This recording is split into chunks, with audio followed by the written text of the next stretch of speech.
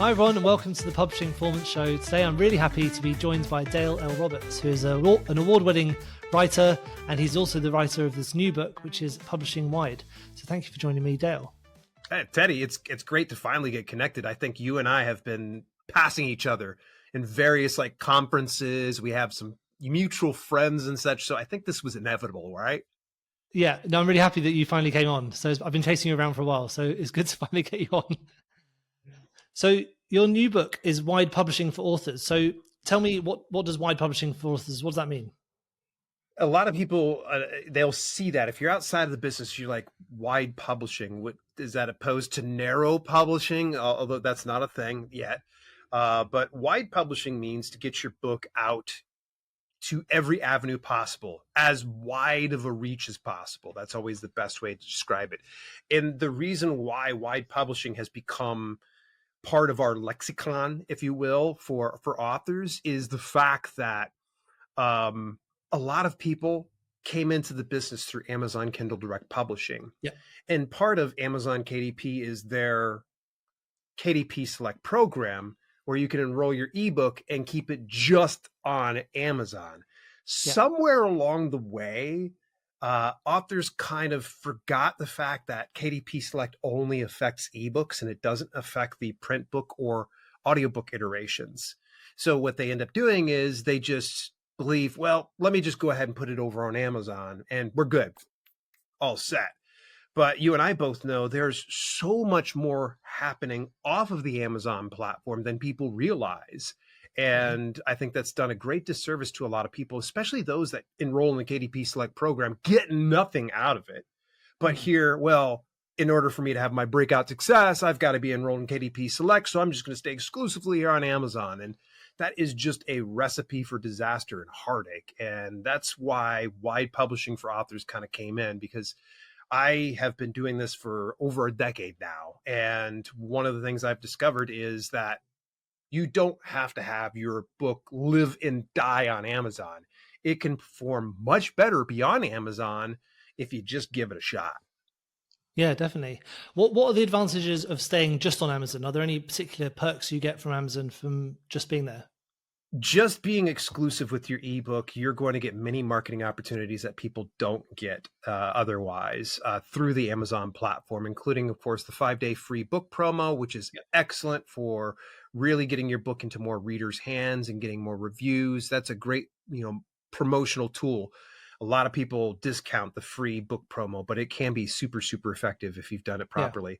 There's the 7-day Kindle countdown deal, which is in the US and UK, where you can set a timer and it's like a countdown timer essentially, and you can do it in various intervals of pricing. So let's say your original price for your ebook is $9.99. You could start it at 99 cents, and then maybe in another couple days, it goes to $2.99 until it gradually goes back up to full price. There are also the hidden advantages. A lot of people don't discuss this enough, that, when you enroll your book in KDP Select, anytime someone checks out that book, it is the equivalent of getting a sale, where it will reflect that, not necessarily in your financial report. You're not going to get as much when you get a sale of a book unless you have this massive ebook. But what it does is it will affect the Amazon bestseller rank like you had done a sale.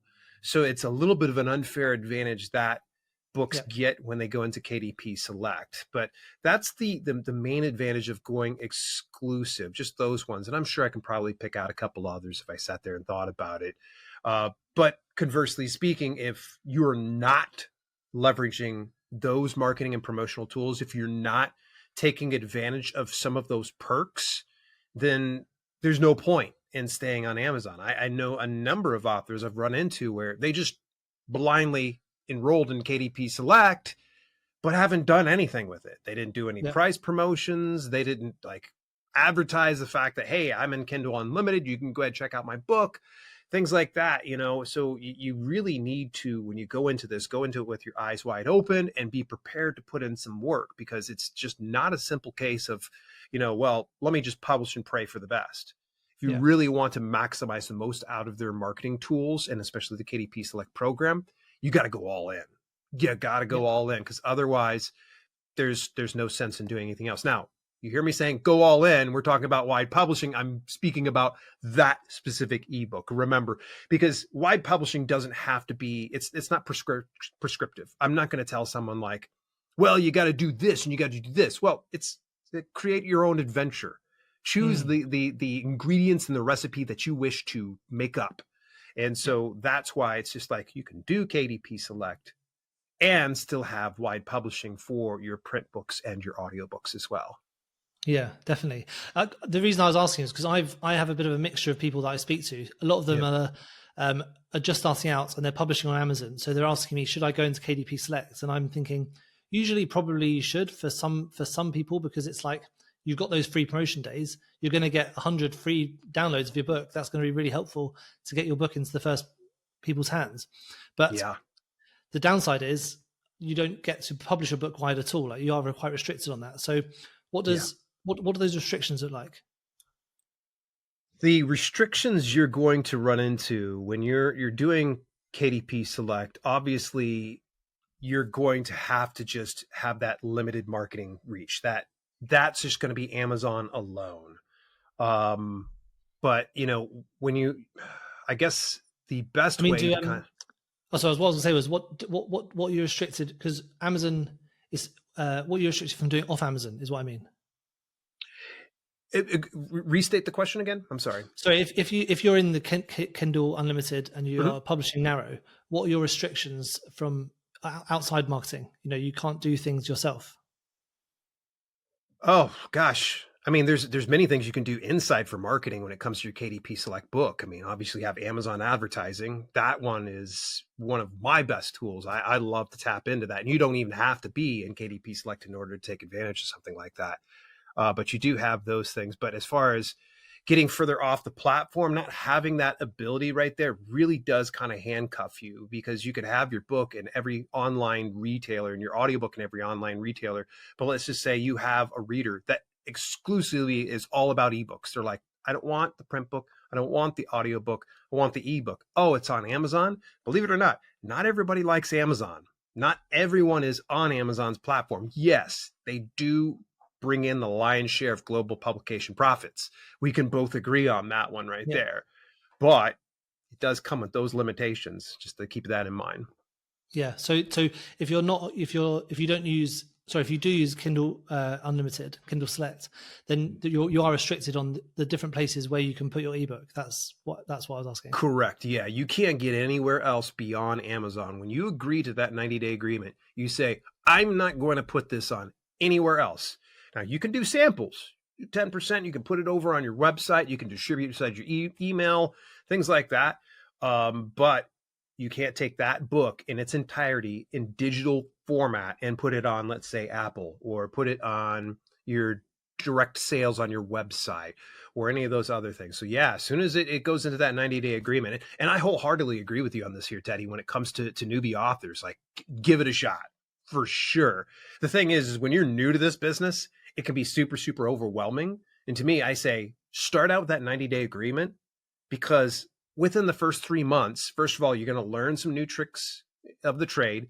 You're also going to learn a lot more about some of the abbreviations, and you're probably going to feel a little less overwhelmed. And at that point, within 3 months, you'll have that opportunity to say, yes, this is great for me. It's giving me my value, or no, it's not bringing my value. In that instance, if it's not giving you any value, you're going to want to deselect enrollment inside your dashboard for that specific ebook and wait out the entirety of your 90 days. And it'll typically say when your 90 day is up.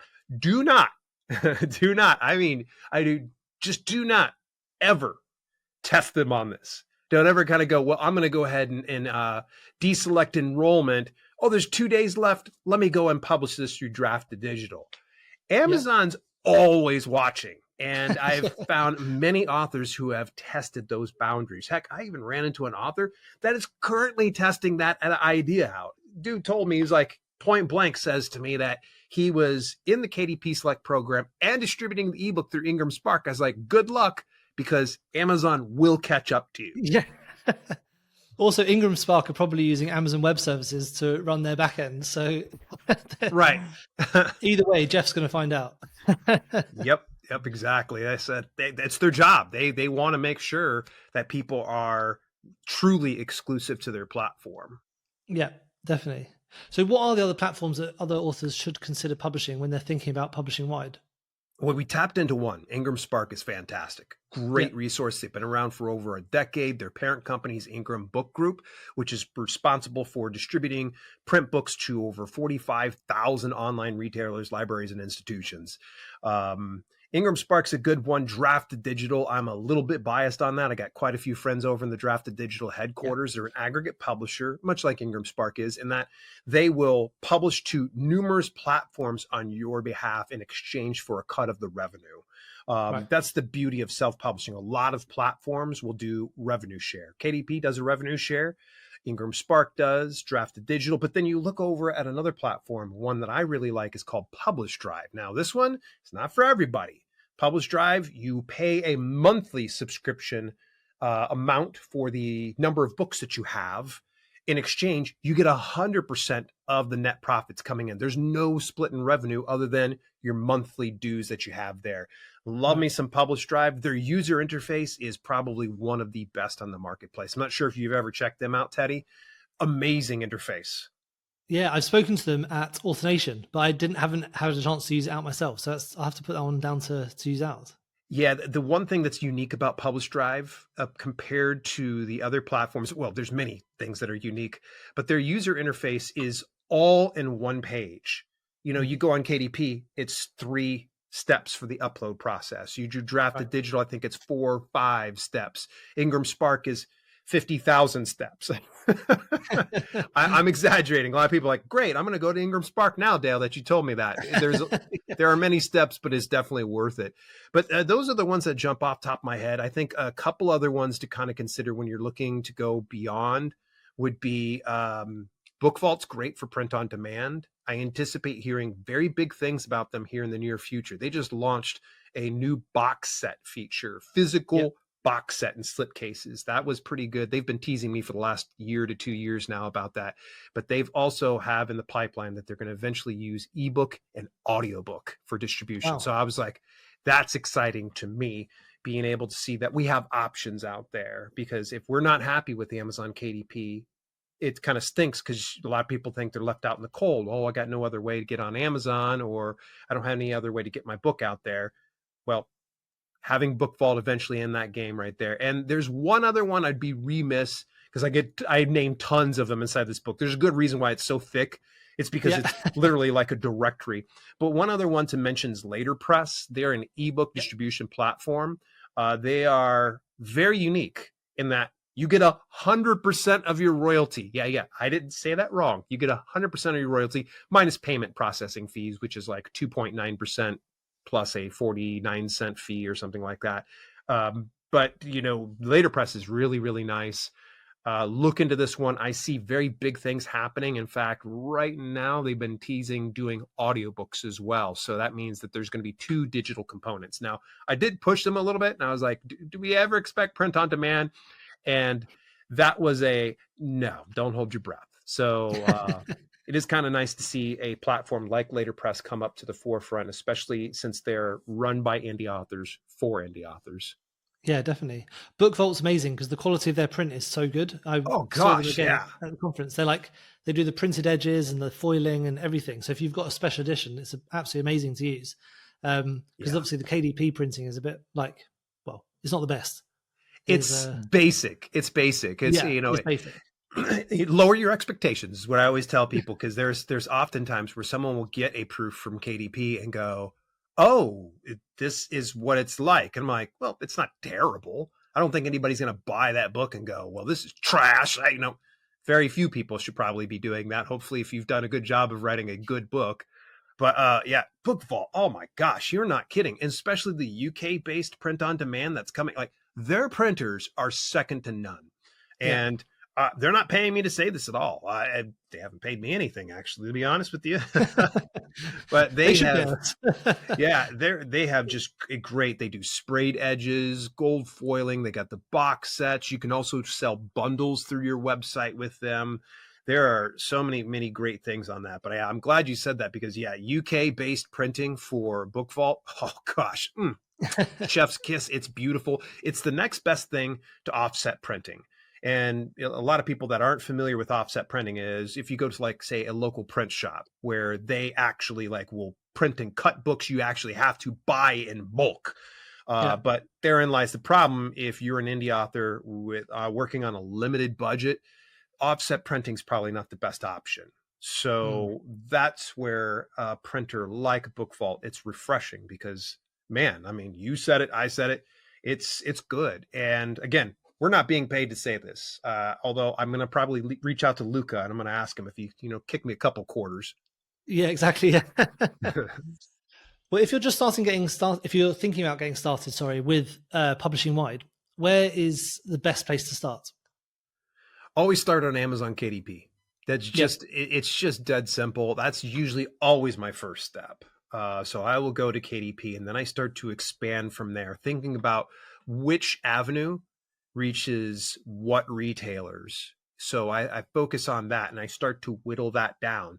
So when it comes to wide publishing, a lot of people assume, okay, I can just go ahead and publish everywhere and then be done with it. No, it's way more complex. Hence why I wrote an entire book about it. Yeah. It's so much more complex because here's the problem is, so I mentioned two companies that have overlap. Actually, numerous companies have overlap. For instance, Ingram Spark and Draft to Digital and Publish Drive. Let's just walk it back to Ingram Spark and Draft to Digital for now, so we're not making it difficult. With them doing print on demand, they use the same distributor and printer for the books. So this means that for Draft to Digital and Ingram Spark, they're both using Ingram Book Group. So you would want to use either or. You can't use both because there's going to be a clash. Now, a lot of people will like, well, what if I use a different ISBN on each one of them? Yes, but then you're going to have duplicate listings of your book underneath different ISBNs on one website, which is going to confuse customers, or it's also going to confuse the algorithms because it's not going to sure, where do I send traffic to? Should I send it over to this book or this book? So then you're ending up, pretty much competing against yourself. So that's why you got to be super careful about where you go first and then next. So that's why I go KDP first. And one of the things I will say is, first of all, if you want your ebook to go wide, do not enroll in KDP Select. Just don't touch it. If you want to go take that ebook somewhere else, you have to leave that deselected. The next thing is when it comes to the print books, for paperback only, they have a what's called expanded distribution. And it comes at a 20% less for royalties, which isn't terrible by itself. But here's the problem. With expanded distribution, the people who fulfill that is Ingram Book Group. But the problem is with that, you can actually go direct to the source through places like Ingram Spark or even Draft to Digital for that matter, and actually make more in your royalties. So what I recommend is remove expanded distribution for your paperback.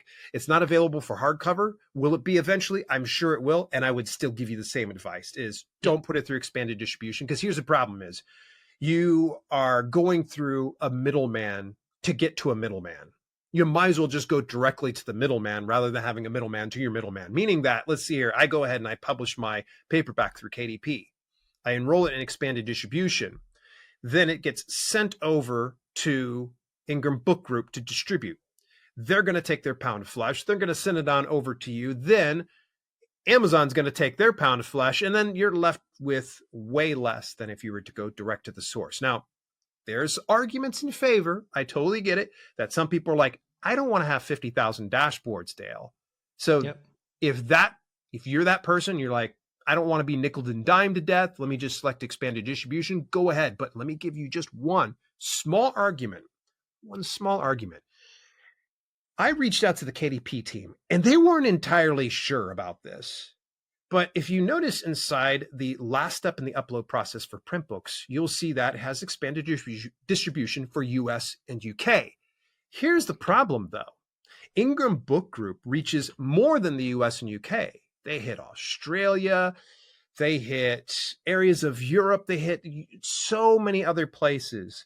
So the theory is, and something that I was not able to confirm with the KDP team, is that they're only leveraging US and UK sales by way of Ingram Book Group. So you're not only getting less money by going through KDP, you're also getting less reach by going through them for expanded distribution. So that's why I say deselect that, go right to the source. So typically my upload process works like this. I go and do all ebooks. So I'll open up all of my tabs. I got a folder. I just open all tabs, boom, get them all logged in and such. And then all I got to do is one at a time. I'm knocking them down. Boom, boom, boom, boom, boom. Then my next step is going to be paperbacks. And then I do the same thing. Open up all the folders. Boom, boom, boom, boom, boom. So that way I'm just going and loading these things up. It can take me upwards of about 2 hours total if I'm just taking my time to get all these published to the various platforms by way of ebook and both paperback and hardcover. That wouldn't include audiobook, but if I were to include audiobook, that would probably tack on an additional half hour tops. Yeah. Yeah. When one thing you just touched on just previously was with the ISBN number. Now, I know with Amazon, they give you a free ISBN number, or they can do. Does that have any impact on publishing wide if you take that free ISBN number? Good question. I'm so glad. I could tell you're setting me up on this one. You're like, he's got a good answer on this one. Free ISBNs are fantastic, but here's the problem is they're not free. Like you're not able to just own that. That is not yours at all. So the best way I could tell you, Teddy, is I'm going to invite you over for lunch today. Come on over to my house. You can use all of my cookware, cook whatever you want for lunch. But when you leave, you got to leave my cookware. You can't just go wander off with my cookware. And so this is the same thing when it comes to the free assigned ISBNs, is they're providing you with a tool in order to place your book on their marketplace, in order to be identified internationally by a specific number. That's what it stands for, an International Book Standard number. So with that being said, they don't want you taking their ISBN anywhere else. It can only function on that platform alone. So let's just say, for instance, Teddy, you can't afford to get ISBNs. Maybe you're in a region where it's ridiculously expensive. I know it is in US and UK, sometimes $125 for a single ISBN. Now, if you buy it in bulk, you get it much cheaper. So I bought 1,000 a long time ago because I was like, it's $1.50 per. I don't need to worry about this. I can will this over to my nieces and nephews when I die. So, but let's just say you can't afford it. Can you still publish wide with free assigned ISBNs? Yes, you can. It's going to be a little bit more difficult as far as tracking where you should and shouldn't go. See, the benefit of having your own ISBN is, let's say I went and published my book through Drafted Digital with a specific ISBN. Then I go over to Ingram Spark and I try to use that same one. Ingram Spark is going to go, whoa, wait, hang on a second. That ISBN's already in use, man. Do you want to reassign that over to us, or do you want to keep it there? They're just covering it to where you're not doing any duplicate listings. So the problem is when you remove that aspect of ISBNs, you don't have your own, you're sticking with free assigned ISBN. Problem is you can go and publish your book through Drafted Digital in Ingram Spark with their free assigned ISBNs, which, by the way, Ingram Spark does allow for free ISBNs in the US only. So sadly, outside the US, that's not the case. But we'll say just for this particular instance, you've got the free assigned on each one of those. You now have a duplicate listing. So this is where you definitely would want, go download my book, Wide Publishing for Authors. It'll tell you exactly some of those avenues that you don't want to duplicate list. So that way you're aware, okay, he said Ingram Spark or Drafted Digital, not both. Okay, I'm going to go with Ingram Spark since I'm in the US. Let's say you're not in the US, Teddy. You go, okay, I'm just going to go for Drafted Digital because that makes sense since they do the free assigned ISBNs, which makes life a lot easier. So it's just being very cautious about where you're going. Now, it's not an issue for ebooks and audiobooks. In fact, in a lot of instances, you won't even need an ISBN. However, there are those safeguards put in place. Again, if you have an ISBN, there won't be a clash then. And this is one of the reasons why I put an ISBN over on my ebook and I put it on my audiobook. So that way I make sure that I don't forget something at some point or another and just duplicate publish to somewhere. Nice. That's really good advice, because I know a lot of people just want to take that free ISBN and just run with it because it's free. But I think if you are thinking about publishing wide, then it can cause some problems. It's got its limitations. And I think something, Teddy, that we should address is the fact that, let's say, for instance, that you really do want your own ISBN. Should you wait? I mean, Yeah. personally, I wouldn't recommend you waiting. Get the book out in the marketplace, start marketing and promoting it. And here's the deal. When you can afford an ISBN, you can always delist that first edition and then publish a new edition with the new ISBN on that. There's a little bit of work behind having to do that, but it's better to get your book out into the marketplace now than waiting till later when you could potentially afford it or not even afford it. And then eventually your book just dies under some digital dust inside your PC. Yeah, definitely. Now, with all the different platforms, you've got all, as we've just mentioned, Draft Digital, Ingram Spark, well, there's various different ones. What does the royalty rate look somewhat similar across all of them, or are there any that are particularly good for this royalty rate? I'm not going to be able to remember specific percentages off the top of my head. I think a lot of people think I'm like the human encyclopedia, and I get up and I'm like, Ingram Spark is this percentage or whatever. But yeah, it fluctuates from one platform to the other. I think I'd mentioned already how, for instance, the print books, you do an expanded distribution, it's 40% minus print fees. Whereas if you go through Drafted Digital, it's 45%. Or if you go through Ingram Spark, it's 35 to 65% based on whatever the region might be that you're selecting. So it will vary from one platform. No, it wasn't 35. It is 45 to 65 for sure.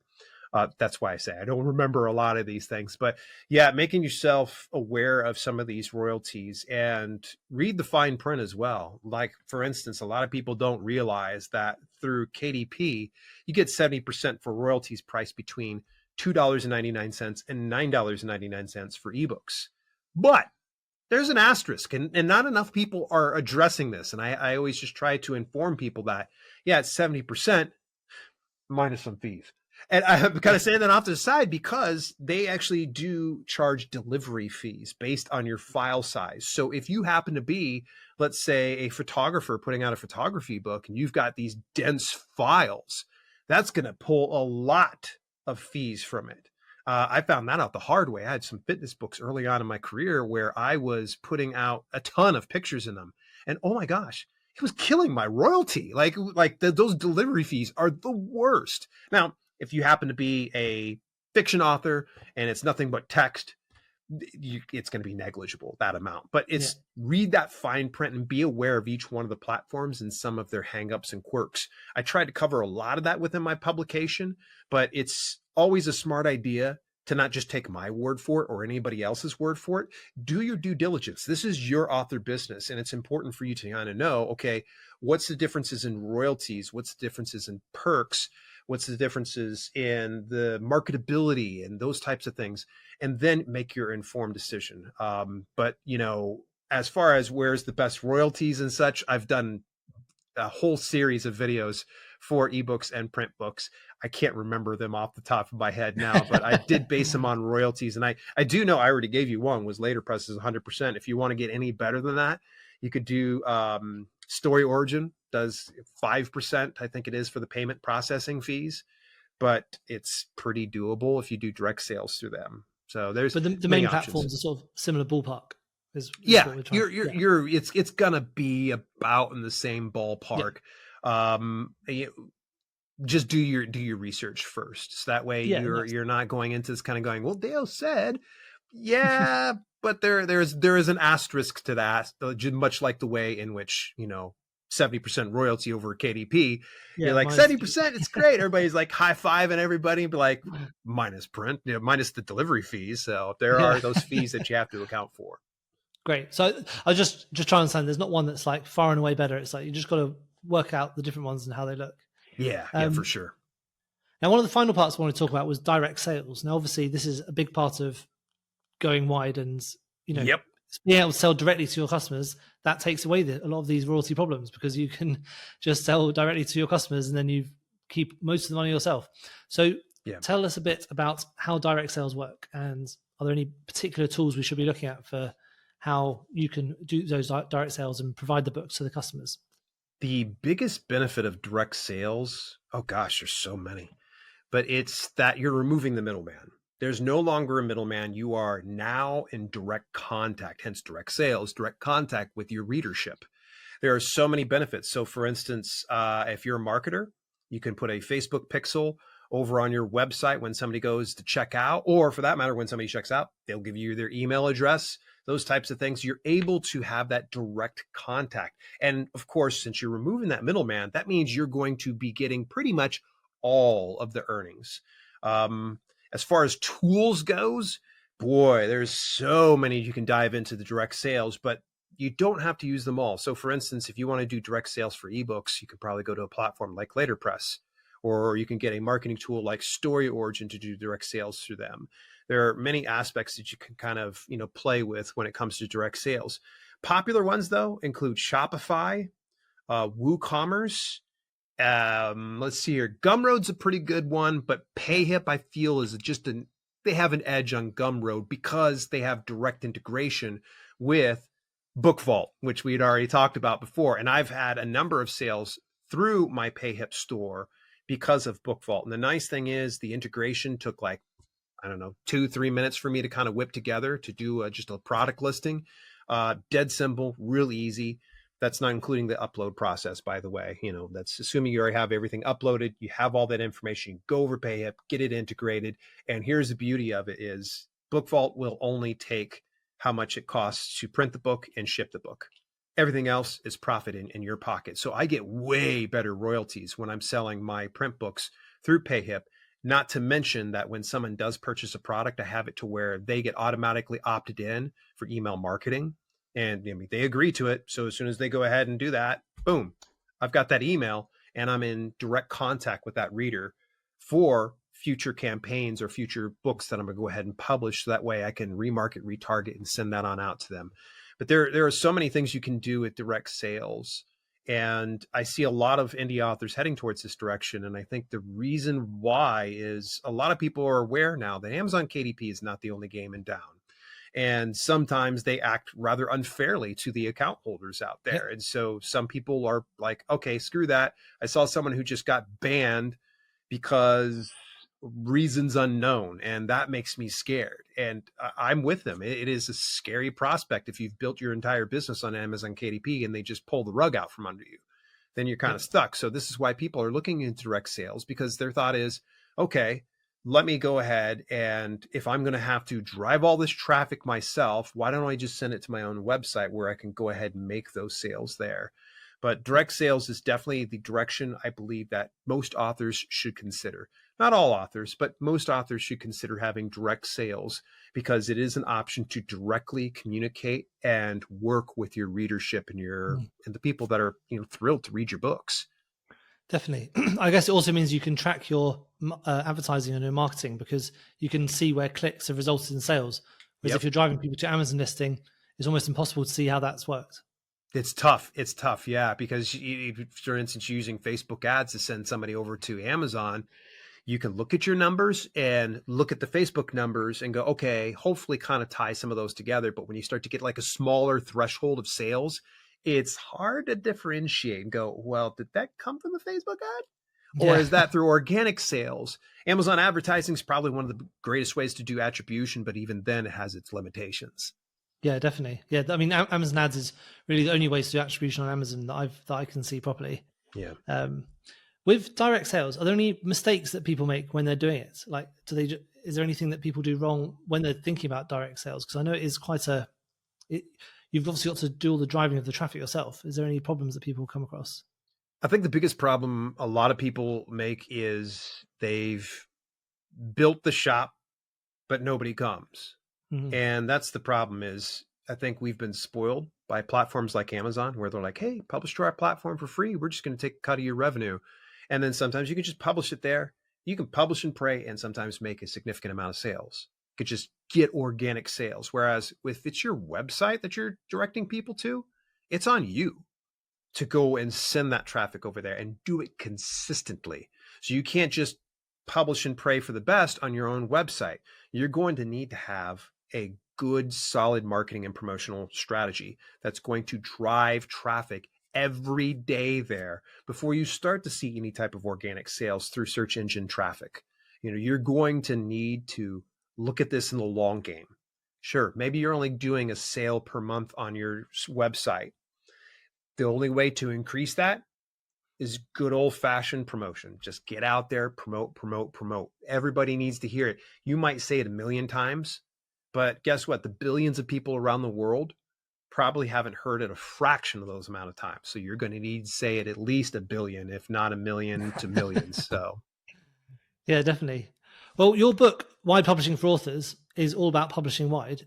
Why don't you just tell us exactly how you did your publishing wide for this very book? What was your strategy for getting it out there?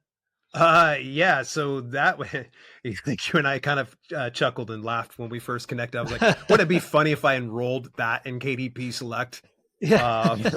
It's not enrolled in KDP Select. Sorry to burst everybody's bubble. I hope that was a gotcha. No, I'm joking. Yeah. I was like, gotcha, guys. There we go. Yeah. Get everybody kind of won over for that.